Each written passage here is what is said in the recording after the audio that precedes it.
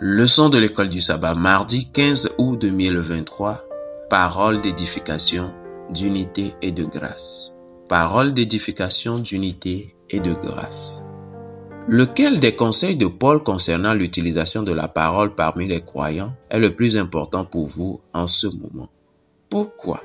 Lisons Ephésiens chapitre 4, le verset 25 à 29. Là, il est écrit: c'est pourquoi renoncez aux mensonges et que chacun de vous parle selon la vérité à son prochain, car nous sommes membres les uns des autres. Si vous vous mettez en colère, ne péchez point, que le soleil ne se couche pas sur votre colère. Et ne donnez pas assez au diable, que celui qui dérobait ne dérobe plus, mais plutôt qu'il travaille en faisant de ses mains ce qui est bien, pour avoir de quoi donner à celui qui est dans le besoin. Qu'il ne sorte de votre bouche aucune parole mauvaise, mais s'il y a lieu, quelques bonnes paroles qui servent à l'édification et communiquent une grâce à ceux qui l'entendent. Amen. Paul utilise à plusieurs reprises une structure intéressante dans Ephésiens 4, le verset 25 à 32, qui est illustrée par Ephésiens 4, le verset 25.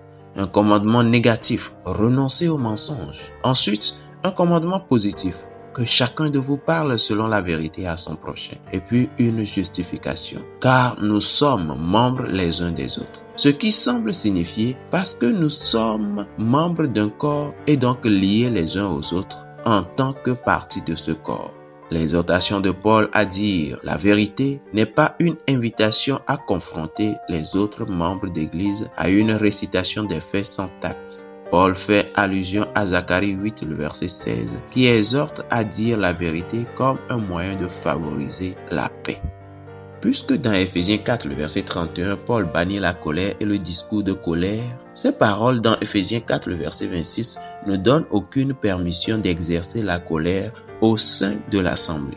Au contraire, Paul concède la possibilité de la colère tant en limitant son expression par ces paroles. Si vous vous mettez en colère, ne péchez point.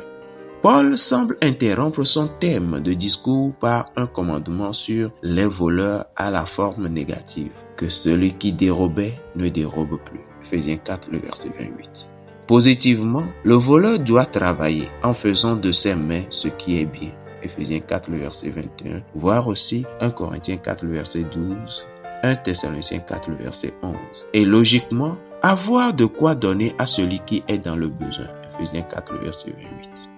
Peut-être Paul inclut-il cette exhortation sur les voleurs en raison du lien entre le vol et le discours trompeur, comme l'illustre l'histoire d'Ananias et de Saphira dans Actes chapitre 5, le verset 1 à 11. La foi de Paul dans le pouvoir transformateur de Christ est si forte qu'il envisage que les voleurs deviennent des bienfaiteurs.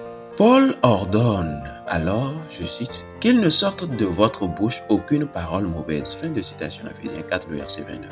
Ce qui décrit une parole destructrice qui va imparablement vers les lèvres pour faire des dommages. Positivement, Paul imagine que toute expression négative ne soit pas simplement arrêtée, mais aussi remplacée par une déclaration qui présente 3 critères. L. 1. Sert à l'édification.